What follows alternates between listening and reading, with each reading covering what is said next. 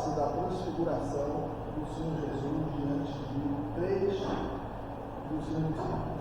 Então, leamos o texto da Escritura. Diz assim: dizia-lhes ainda: em verdade vos afirmo que, dos que aqui se encontram, alguns há que de maneira nenhuma passarão pela morte, até que vejam ter chegado concorrer o reino de Deus. 6 dias depois, tomou Jesus consigo Pedro, Tiago e João, e os levou a sós, em parte ao monte, e foi transfigurado diante deles. As suas vestes tornaram-se resplandecentes e sobremodo brancas, como nenhum lavadeiro na terra as poderia alvejar. Apareceu-lhes também Elias com Moisés, e estavam falando com ele, com Jesus. Então Pedro, tomou a palavra, disse: Mestre, bom é estarmos aqui, e que façamos 3 tendas, uma será tua, outra para Moisés e outra para Elias. Pois não sabiam o que ele dizia, por estarem eles aterrados. A seguir veio a nuvem que os envolveram, e dela uma voz dizia: Este é o meu filho amado, a ele ouvi. E de relance, olhando ao redor, a ninguém mais viram com eles, senão Jesus. Que o Senhor, irmãos, aplique a sua palavra para as nossas vidas. Amém. Vamos orar. Ó Deus bondoso, nós te louvamos, ó Deus, pelo fato de que nós somos teus filhos. Nós te louvamos porque te conhecemos.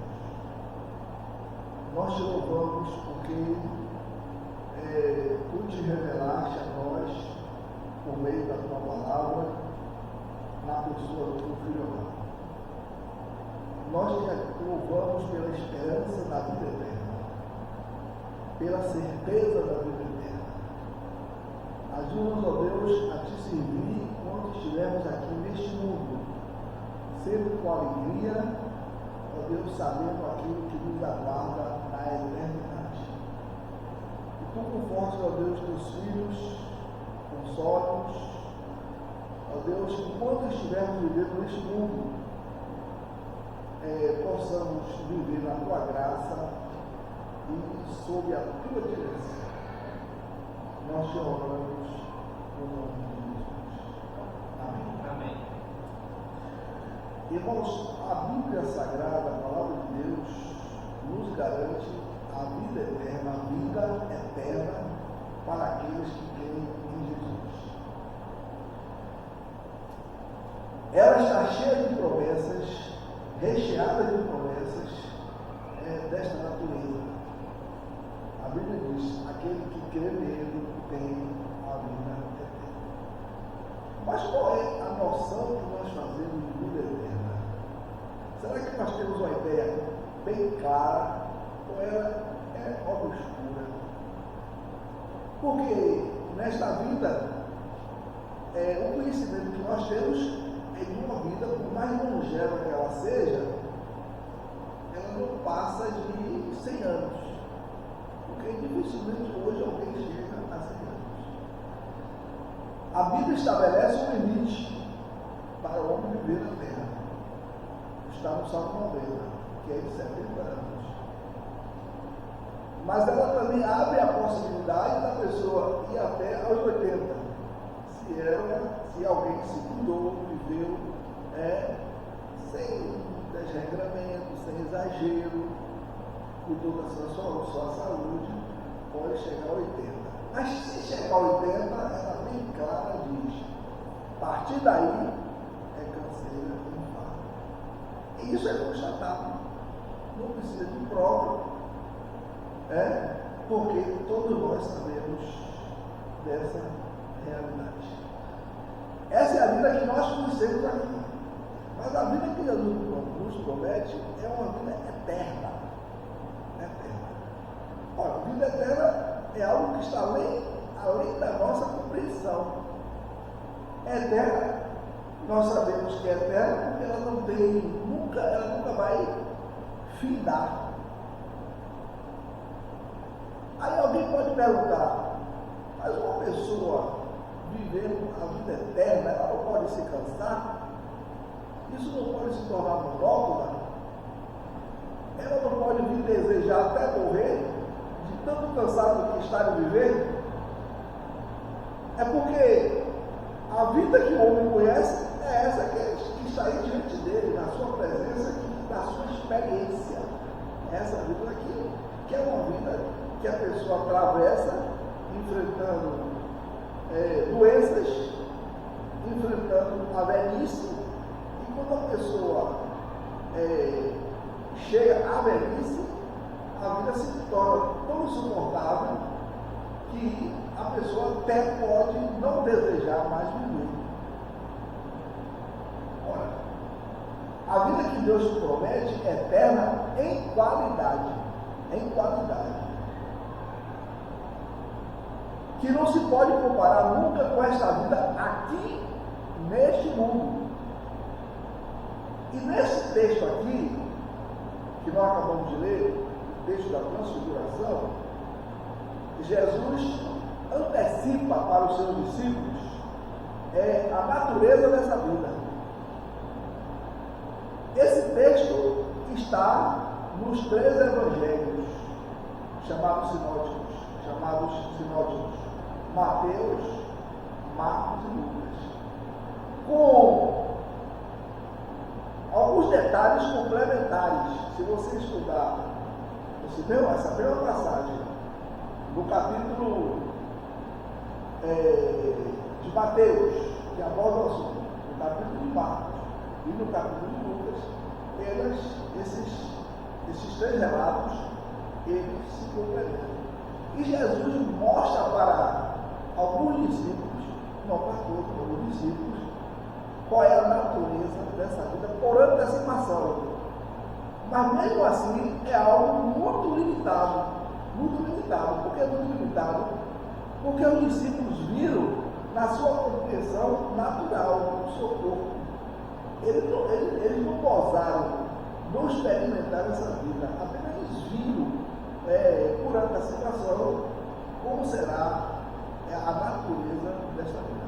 Há muitos descrentes, muitas pessoas que não conhecem a verdade, dizem assim: eu nunca quero ir para o céu, porque lá é um lugar muito monótono. Aí eles imaginam que lá é um lugar de beatos, de velhinhas com aqueles véus na cabeça, naquela vida de. Isso é insuportável. Se fosse isso, seria mesmo. Mas a vida que Deus deu é gloriosa. É tão gloriosa que Deus vai conceder àqueles que creem em Cristo. Ela é tão gloriosa que até o ímpio vai desejá-la, só não vai alcançá-la. Porque é isso que o apóstolo fala na sua carta aos Filipenses: pela minha vida, diz o Senhor, todo joelho se dobrará. Mas essa vida, só quem vai alcançar, obtê-la, usufruí-la, é aquele que confia em Jesus como seu Salvador. Então, note como foi que essa vida foi antecipada, foi revelada por antecipação a alguns dos seus discípulos. Jesus estava pregando para uma grande multidão. Dentre as pessoas que estavam nessa multidão, estavam os seus discípulos. Então ele começou a ensinar quem é o verdadeiro discípulo dele. Quando é que a pessoa se torna verdadeiramente o discípulo dele?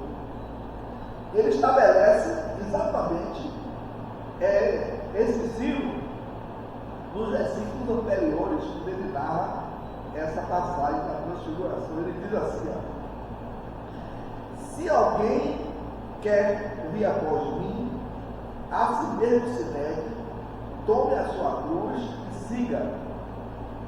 Quem quiser, pois, salvar a vida, perderá. E quem perder a vida por causa de mim, salvará.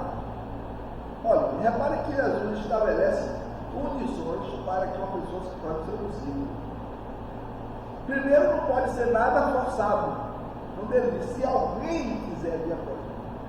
Mas se desejar, ele tem que saber que ele tem um compromisso. E esses compromissos são aqui estabelecidos.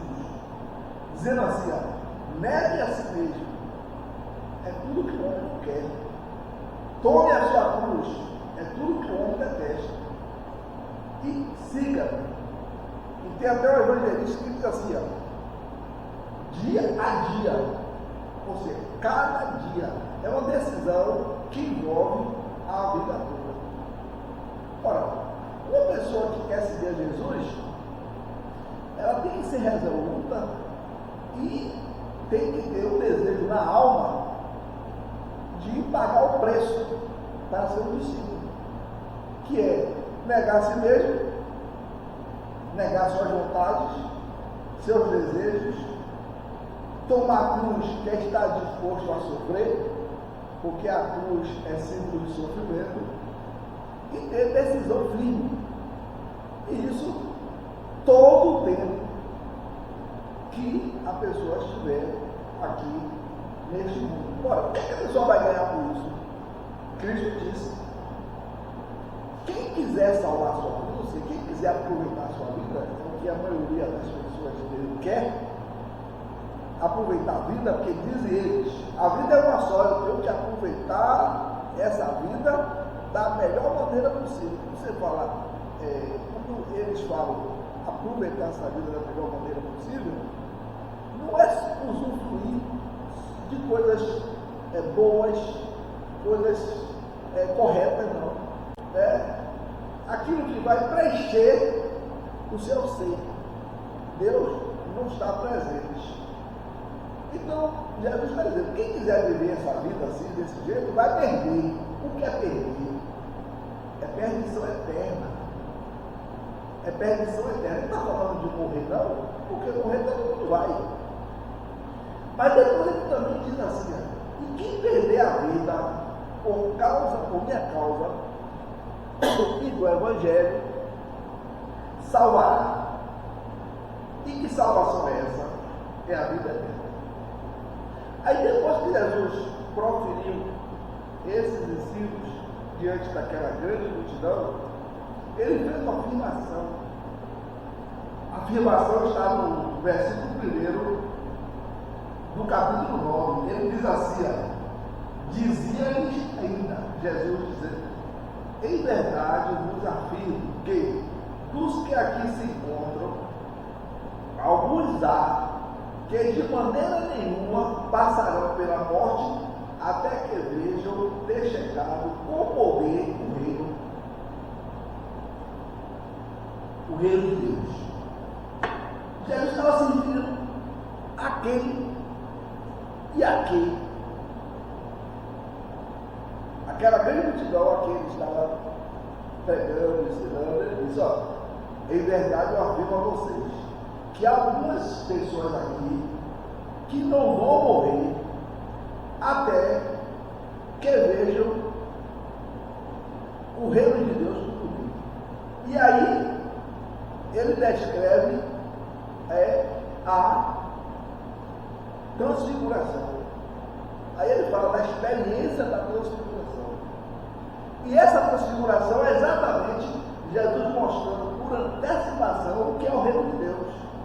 É uma figura bem pálida da realidade, mas dá para compreender, para mortais compreender qual o tipo de vida que você vai ter quando você chegar na presença de Deus. Você vai viver com Deus na sua presença. Quais foram essas pessoas a quem ele está se referindo, dizendo que não iam passar pela morte até ver o reino de Deus cumprir? São 3 pessoas que ele toma com ele e leva ao monte que é chamado Monte da Transfiguração. Quem são essas pessoas? Pedro, Tiago e João. É claro que ali, dentro daquela multidão, estavam todos os discípulos, inclusive os 12. Mas ele tomou essas 3 pessoas, Pedro, Tiago e João. Tiago e João eram irmãos, filhos de Zebedeu. E Pedro era um dos líderes que sempre estava acompanhando Jesus nas boas situações e nas más situações. Então Jesus toma esses 3 discípulos e vai com eles a esse monte, que é o monte onde houve essa transfiguração. Vamos entender o que é a transfiguração. A palavra transfigurar, no original, ela veio da origem, ela veio da raiz de uma palavra chamada metamorfose. Metamorfose. É assim que está escrito lá no livro. E quando nós analisamos essa palavra metamorfose, nós somos levados a uma experiência que nós conhecemos, que acontece na criação com um inseto. Lagarta é inseto? Vamos chamar de inseto, lagarta. Lagarta é um inseto assim, amistoso, que todo mundo gosta, que você pega, faz uma carícia nela, principalmente se for lagarta de fogo. É um bicho asqueroso, não é isso? Não é um bicho asqueroso? O estado original da lagarta é essa, né? Você fica apavorado, você não gosta. Se aparecer aqui um cara de lagarta, né? Que não dá nojo. Pois bem, o que acontece com a lagarta? A lagarta vira o quê? Por um processo chamado metamorfose. Aquela lagarta, claro que eu não sei explicar cientificamente o processo, mas ela vira uma borboleta e sai voando. E quando sai voando, você pega a borboleta. Você pode até colecionar a borboleta. Você gosta da borboleta. Olha a qualidade de vida de lagarta a borboleta. Com lagarta era asqueroso. Com borboleta é um bichinho de estimação que muitas pessoas fazem até coleção. Pense nessa figura para você entender o que é a vida eterna que Deus vai lhe conceder, que você vai gozar quando você sair deste mundo. E para mostrar isso aos discípulos, por antecipação, essa qualidade de vida, o que foi que ocorreu naquele monte da transfiguração? Foi assim: Jesus pegou esses 3 discípulos, Pedro, Tiago e João, e levou-os a esse monte. Eles foram orar e Jesus disse: fique aqui, e se afastou um pouquinho. E o texto diz que Jesus foi transfigurado, passou por esse processo. Não estou falando do processo de metamorfose, porque a palavra tem essa origem, né? Diante deles, diante de quem? Dos 3 discípulos. Como foi agora que ficou a aparência de Jesus diante daqueles 3 discípulos que estavam ali sonolentos, contemplando aquela visão maravilhosa? Os evangelhos descrevem que nessa transfiguração eles contemplaram 2 experiências nas pessoas de Jesus e mais outros dois que apareceram. Primeiro vamos olhar Jesus. Jesus estava no corpo normal com eles. Simplesmente, de repente, eles viram uma transformação na pessoa de Jesus. Essa transformação é descrita aqui por duas experiências que eles contemplaram. Primeiro foi a veste de Jesus. A veste de Jesus começou a resplandecer. Olha o que o texto fala. As suas vestes tornaram-se resplandecentes e sobremodo brancas, como nenhum lavandeiro na terra as poderia alvejar. Essa foi a primeira experiência que eles viram na pessoa de Jesus. Tem outra evangelista que diz assim, além dessa, o rosto de Jesus começou a resplandecer como o sol. Em outras palavras, Jesus se mostrou a eles naquele espaço, naquele período curto, a sua forma gloriosa antes dele ter se tornado um homem, ter se encarnado. Em outras palavras, eles viram com os olhos dele, mesmo limitados, uma figura gloriosa de Jesus, com o seu rosto resplandecendo como o sol e com suas vestes brilhando. Em outras palavras, Cristo mostrou para eles, por antecipação, o que é a vida eterna. Qual é a qualidade de vida que aqueles que creem em Cristo vão gozar quando forem chamados por Ele para a sua santa presença. Então você note que a vida eterna é uma vida em estado de glória. Não é aquela vida monótona que nós temos. Não é a vida monótona que nós temos. Como é sua vida, como é a vida, sua vida.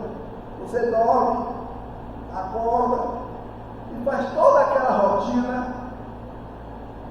E aquela rotina é repetida dia por dia, dia por dia, dia por dia.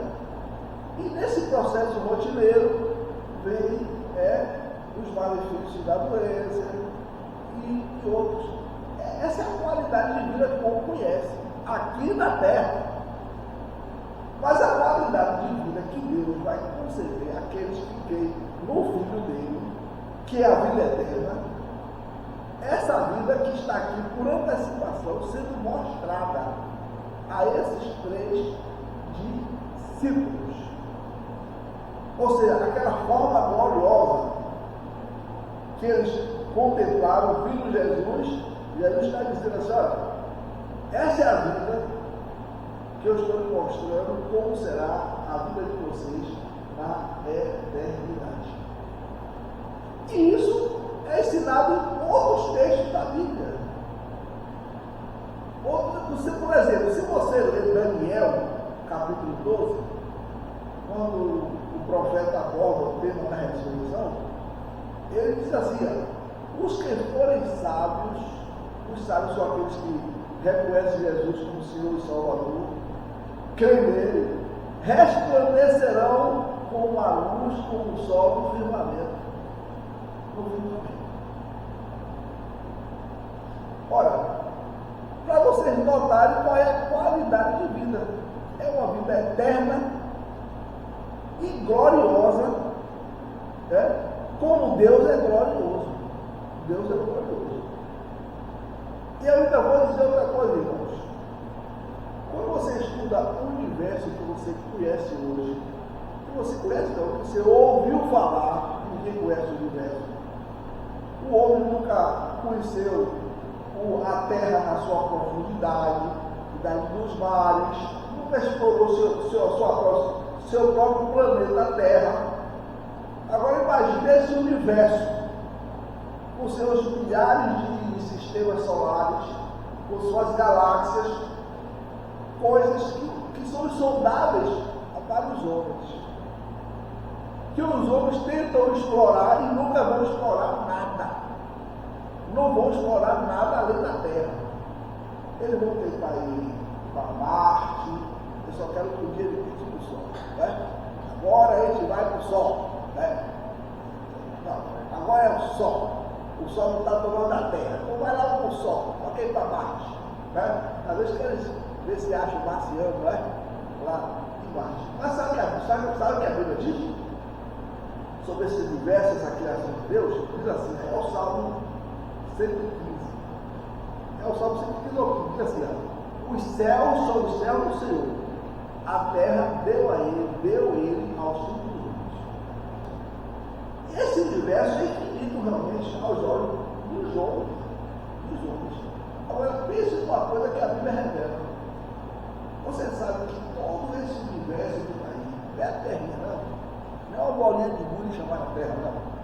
Todo esse universo que existe aí, a Bíblia diz que Deus destrói tudo que está aí, toda a criação que ele fez, e faz um novo céu e uma nova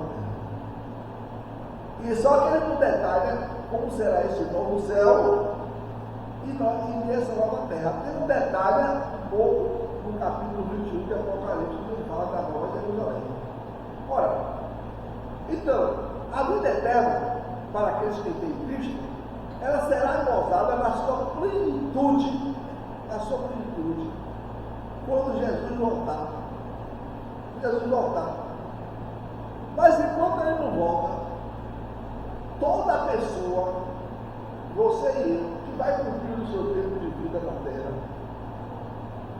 e você vai morrer e partir para a eternidade, você já vai para a presença de Deus. Você já vai vivendo na face de Deus. Mas o que está reservado para a eternidade está além da nossa compreensão. A vida eterna é algo maravilhoso. É algo que nós sabemos aquilo que Deus revelou na sua palavra. E aquilo que Deus não revelou, que ele não quis revelar porque o homem não teria entendimento não teria condições de compreender. Então, essa é a vida eterna.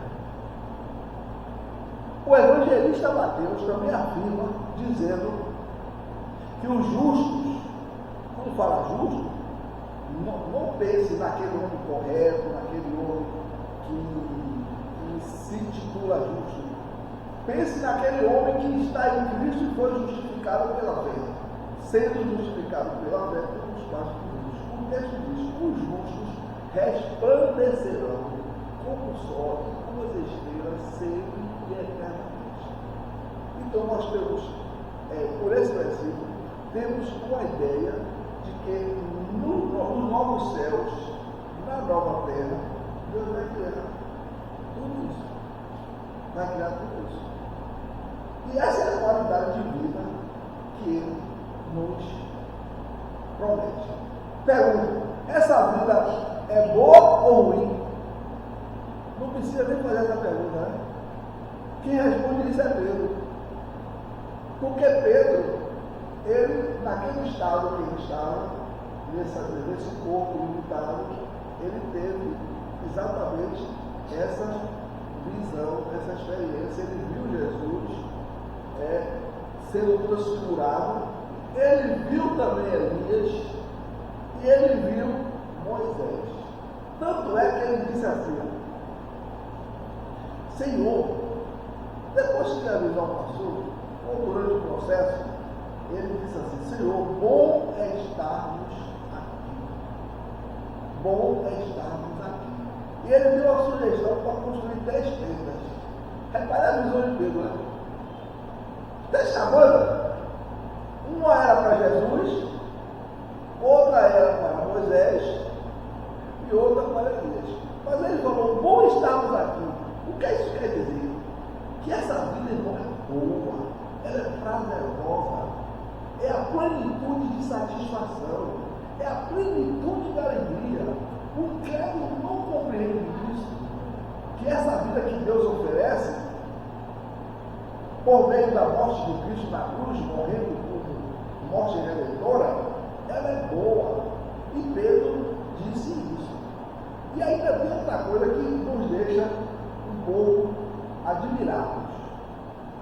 Aquilo que Pedro falou. Por exemplo, Pedro disse assim: bom Senhor, bom é estarmos aqui. Vamos fazer 3 tendas. Aí ele falou, não era para quem? Para Jesus. Tudo bem, conhecia Jesus. Mas ele disse, outra para Moisés e outra para Elias. A pergunta é, como foi que Pedro conheceu Moisés e Elias? O visual, a figura, a pessoa. E por que ele falou isso? Por que ele disse isso? E ainda tem outra coisa mais maravilhosa, sabe qual é? É o seguinte, é assim que você sabe combater um falso ensino, uma falsa doutrina. É a questão Moisés. Ele disse, uma tenda para Moisés. Quando você lê o livro de Deuteronômio, no capítulo 34, esse capítulo descreve a morte de quem? A morte de Moisés. Moisés morreu. E a Bíblia diz que Deus o sepultou lá no Monte Nebo. Quando ele chegou perto de Canaã, ele não entrou na terra. Deus então o sepultou. Ele morreu, o texto até diz que ele morreu com 120 anos. Mas aqui Moisés aparece. E Pedro reconhece. E até sugere fazer uma cabana para ele. Para Moisés. Uma das 3 seria para Moisés. E aqui a gente aprende a lição. Né? Você decidir a coisa certa ou errada pelas Escrituras. Por exemplo, quantos irmãos nossos são confusos porque recebem o ensino errado? Não recebem o ensino reto, correto, para fundamentar a sua fé. Quantos crentes estão naquela preocupação, verdadeiros crentes, naquela preocupação, ansiosos, porque se eu cometer um deslize, eu perco a minha salvação e fica naquela tensão, né? Tensão. Não recebe o ensino verdadeiro da salvação que Deus dá, que é uma salvação eterna, que é garantida pelo doador da vida, que é o próprio Deus. Ele salva seu filho, sustenta seu filho e leva seu filho para a sua presença. Mas porque esses irmãos recebem esses ensinos falsificados, ficam perturbados. Não conhece a verdade. A melhor coisa do mundo é você estruturar a sua fé na verdade da Escritura. Outra coisa, se você entrar, eu não gosto de falar assim de nome não, mas eu vou mencionar, mas tem um ensino aí, uma doutrina, que diz assim, ensina assim mesmo. E nós tivemos até experiência aqui nessa igreja, de um irmão que veio dessa igreja, adventista. O que é que eles ensinam? Eles ensinam assim mesmo. É chamada a doutrina do sono da alma. Diz assim, se você morrer hoje, você vai ser sepultado, aí ninguém duvida, mas sua alma vai ficar em estado de consciência, de sono, ou seja, você não vai ter uma vida real depois da morte, até que Jesus venha e no dia final ele ressuscite os mortos. Enquanto a pessoa morre, está em estado de inconsciência. Isso é negado pela Bíblia. E a grande prova é Moisés. Quanto tempo se passou entre Moisés e esse aparecimento aqui no Monte da Transfiguração? Se você olhar que Moisés viveu 1500 antes de Jesus, e aqui foi no tempo de Jesus, Então esse episódio se deu 1500 anos que Moisés foi sepultado. Mas aqui ele aparece e o texto diz que ele, Moisés, junto com Elias, que tinha sido arrebatado, estava conversando com Jesus, e tem um evangelista que diz que ele estava conversando sobre o que ia acontecer com Jesus lá em Jerusalém. Então Moisés não estava inconsciente, não estava no sono da alma, ele estava conversando com Jesus, e ele foi reconhecido por Pedro. Então, quando o crente conhece essas verdades das Escrituras, então o ensino falso não vai de maneira nenhuma desestruturar a sua convicção, a sua fé em Cristo Jesus. E para mostrar da convicção plena aos 3 discípulos que estavam lá, uma voz, uma nuvem, como aconteceu no batismo de Jesus, aconteceu novamente aqui, uma nuvem envolveu todos eles, e da nuvem o Pai falou, diz assim, a seguir, versículo 7. Veio uma nuvem que os envolveu. Aqui, a Pedro, Tiago e João. E dessa nuvem, uma voz que dizia: este é o meu filho amado, a ele ouvi. Essa é a voz do Pai falando do Filho, falando de Jesus. Essa foi a experiência que eles tiveram e que eles depois registraram. Note bem, quem estava lá no monte? Jesus e os 3 discípulos. Pedro, Tiago e João. Será que João falou alguma coisa? Quando escreveu os seus livros, contando essa experiência, será que ele contou alguma coisa? Ele disse no Evangelho de João, o livro que ele escreveu, ele esteve lá, no versículo 14, capítulo 1, versículo 14, ele fala assim: e o Verbo se fez carne. Está falando de Jesus, né? O Verbo se fez carne e habitou entre nós, cheio de graça e de verdade. E vimos, quando ele fala vimos, ele está se referindo porque lá com ele estavam Pedro e Tiago, seu irmão. E vimos a sua glória como do unigênito. Mas que glória é essa? Aquela glória na ocasião da transfiguração. João conta essa experiência. E Pedro contou alguma coisa? Contou também. Pedro é até mais detalhista, contando essa experiência. Na sua segunda carta, no capítulo 1, versículos 16 a 18, Paulo fala, Pedro, que esteve lá, ele conta dessa experiência e conta de uma maneira mais detalhada do que o próprio João. Olha o que ele fala na sua segunda carta, capítulo 1, versículo 16 até o versículo 18. Vamos do 16 ao 18.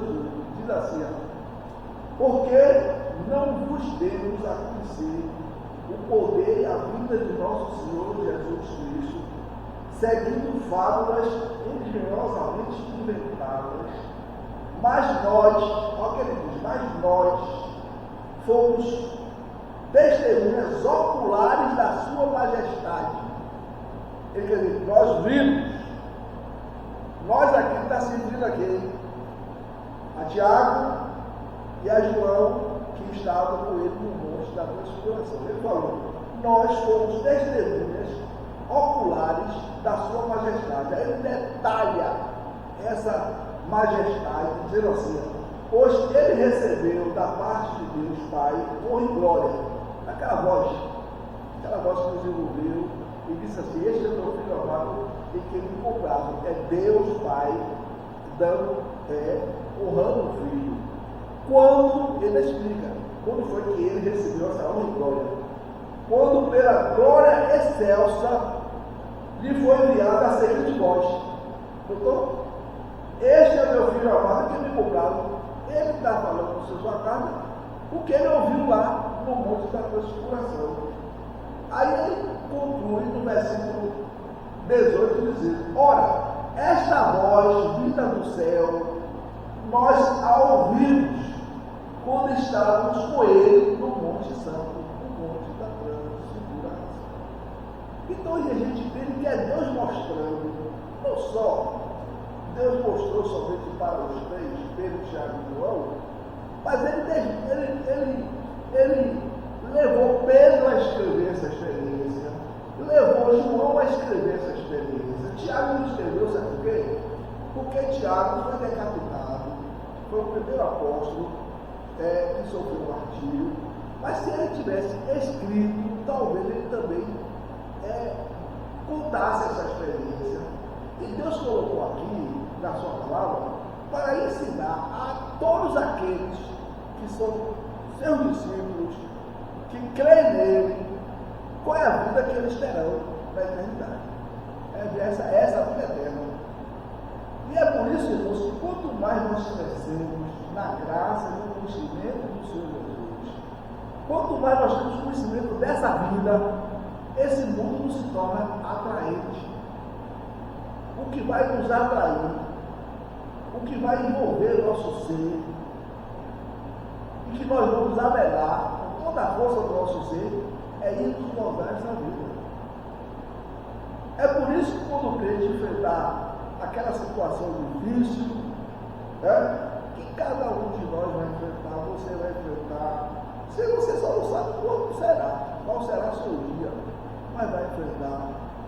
Que esses momentos não lhe apanhem, não lhe deixem perturbado nem confuso, porque é isso que lhe aguarda, é a vida eterna que Deus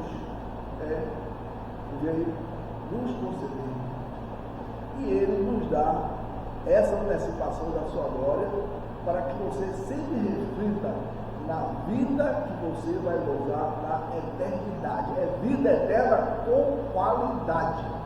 É vida maravilhosa.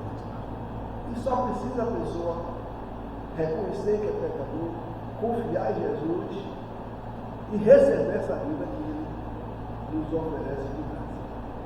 Então, que nosso Deus nos abençoe, nos ajude a compreender essa verdade e que essa verdade venha encher nossos corações de consolação. Amém? Amém.